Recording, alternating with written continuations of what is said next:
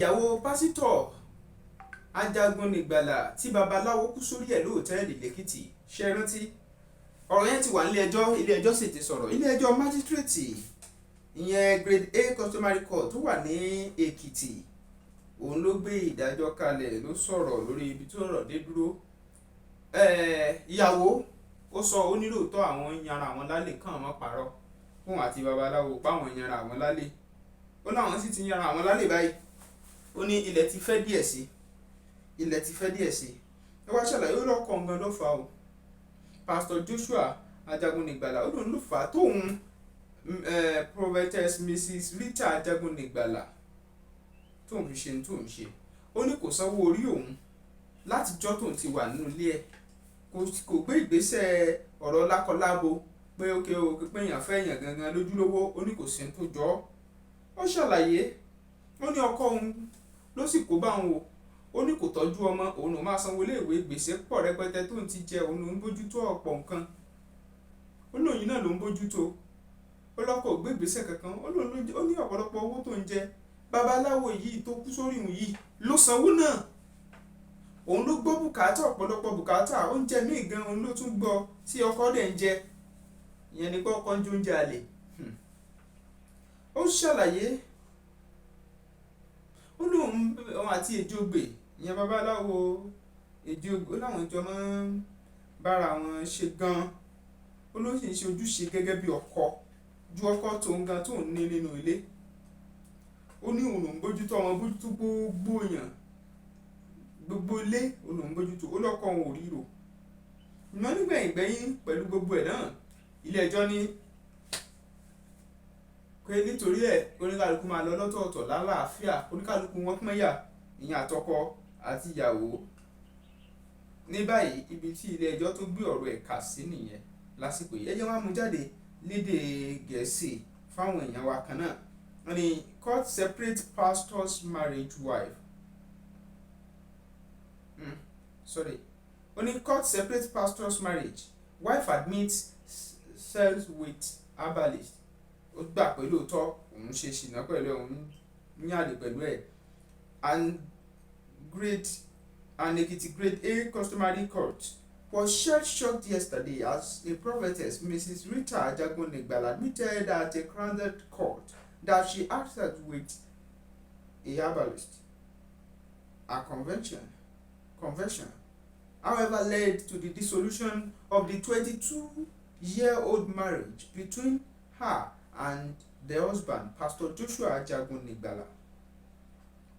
In her defense, the cleric gleefully admitted having sexual relationship with the Ikere-Ekiti popular herbalist, Chief Ifadayomi, otherwise known as Ejiobe.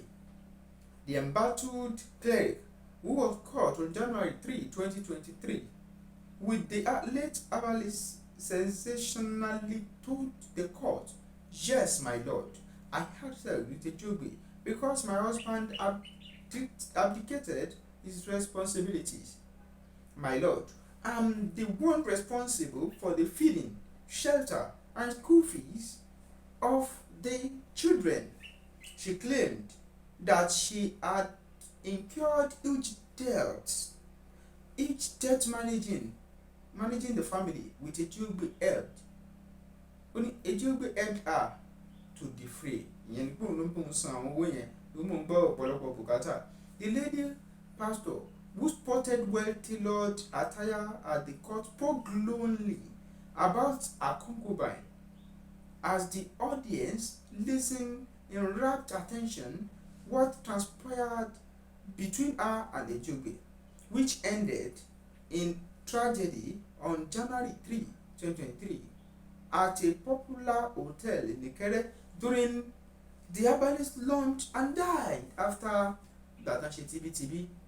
The petitioner, Pastor Ajagun Nìgbàlà, had approached the court to seek for dissolution of his 22-year-old relationship with his wife, Rita, on the ground of adultery shortly after she got involved in the scandal. The death of the late herbalist had caused ripples among members of his family and the church, where Pastor Mrs. Ajagonigbala was acting as the presiding pastor until the unfortunate incident. Mrs. Ajagonigbala was earlier detained in the Ekiti State Police Command but was later released on bail after settlement between the late herbalist family and members of the church. Scandalized by the whole scenario, her husband, Mr. Joshua Ajagonigbala, who is also a pastor in one of the white garment churches in Ikere Ekiti, pushed for separation. In his claims, Ajagonigbala pleaded with the court to dissolve the union on ground of adultery, pointing out that the allegation would be the third time he had taken his estranged wife to court over her adulterous lifestyles. He said in 2017, the respondent have been having an illicit affair with the herbalist called Ifadayomi, aka Ejowe, who is now late. The petitioner, during his evidence, narrated how the late herbalist died after a sex run with the respondent at the hotel in Ikere Ekiti, and said the development led to a commotion where some suspected thugs attacked and destroyed his house and his church in Ikere, and he was thereafter suspended by his church authority. The cleric said he was no longer interested in the association and pleaded with the court to dissolve the association, praying that the custody of his children were granted to him. Though he admitted that he did not pay the dowry of the respondent, despite the fact that they had both lived together for over 22 years. In her defense, Mrs. Rita Ajagonigbala denied having any sexual relation with an interpreter in the church. Gẹ́gẹ́ bó ṣe sọ ní o máa ń tún bá ẹni tó ń ṣe àtúfọ̀ nínú ìjọ tó máa ń tú àtúmọ̀jàre nínú ìjọ tó máa ń túmọ̀ ohun tí wọ́n bá kà tàbí tí wọ́n sọ nínú ìjọ tó ń túmọ̀ pé òun ò bá ṣe nǹkan kan gẹ́gẹ́ bí ọkọ ń ṣe sọ. Only alleged by her husband. To the amazement of all, she admitted having sexual relationship with the late herbalist, claiming that the affair she had with him was a result of lack of care from the petitioner. Delivering his judgment, the president of the court, Mr. Joseph Oyedele, said there was no legal marriage between them, saying that the duo were free to go their separate ways. Having gone through all the oral evidence presented before this court, it was discovered that there was no legal customary marriage between the parties herein, and there is no marriage available between parties to dissolve. Kò sí ìdí táwọn fẹ́ fi tú wọn ká, wọn ò kú ṣe lójúlówó náà, so wọ́n fi láti ṣe tó wọ̀n kan fira wọn sílẹ̀. The court hereby ordered the parties are now free to go on their own without disturbing the peace of each other. The court ordered that the petitioner, Mr. Ajagonigbala, should take full responsibility of the welfare and education of the last two children, Olariwaju and Victoria Ajagonigbala, because they are still minors.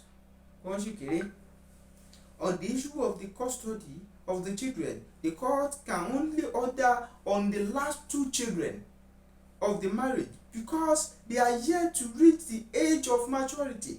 The first two children are free to decide under who they can live between the two parties because they are no longer minor.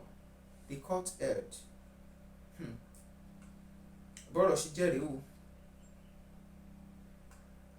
Bọ́rọ̀ ṣe jẹ́ rèé. Tọ́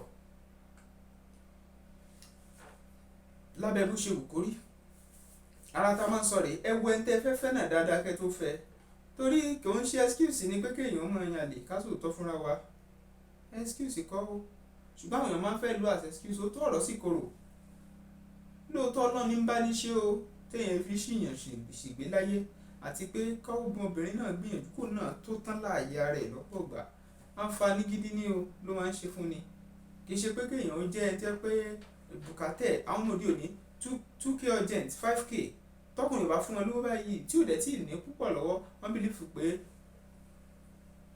àwọn ni tàbí pé kinní kan ni ṣùgbọ́n èyí òun rèé o àwọn tó bá dẹ̀ fẹ́ràn sí ná òun rèé ẹ̀rí tó gbẹ̀yìn babaláwo yìí náà tọ́ eléyìí jẹ́ àbọ̀ lórí tí ilé ẹjọ́ gbé kalẹ̀ pé kí pásítọ̀ àti ìyàwó rẹ̀ o kan jọ máa lọ lálàáfíà láì dá omi àlàáfíà kankan rú tọ́ ibi tọ́rọ̀ dé dúró rèé kó ló ṣàánú wa olúwa tóbi lọ́ba fásùgbà ló kọ̀ Bẹ́mbẹ́yẹ́kẹ́ lẹ́ ń pè mí ẹ subscribe sí Bẹ́mbẹ́yẹ́kẹ́ TV ẹ tẹ notification bell option all ẹ share fáwọn ẹlòmíì kí wọ́n mọ̀ pé Bẹ́mbẹ́yẹ́kẹ́ TV ó yàtọ̀ pátápátá yóò máa jù wá ṣe.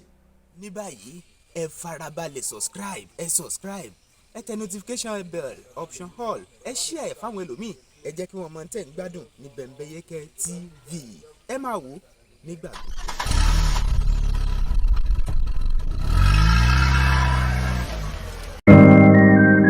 Flash Express Logistics Services has gone far, even beyond your imagination, to serve you better in Ibadan and beyond.